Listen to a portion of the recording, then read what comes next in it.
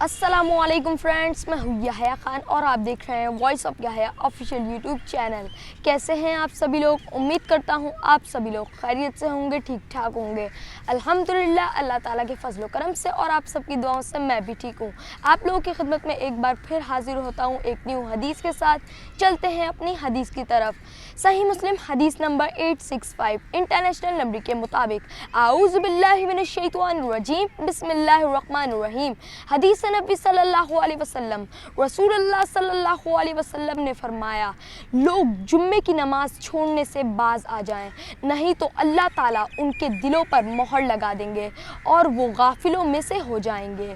तो गाइस, इस वीडियो को ज़्यादा से ज़्यादा लाइक करें, शेयर करें और मेरे चैनल पे जो न्यू है चैनल को सब्सक्राइब करके बेल नोटिफिकेशन को ऑल पे सेट कर दें ताकि मेरी जो आने वाली वीडियो का नोटिफिकेशन है वो आपको मिल सके। मिलता हूँ अगली वीडियो में, जब तक के लिए मुझे इजाज़त दीजिए। अपना बहुत सारा ख्याल रखिएगा और मुझे भी दुआ में याद रखिएगा। अस्सलामु अलैकुम व रहमतुल्लाहि व बरकातुहू।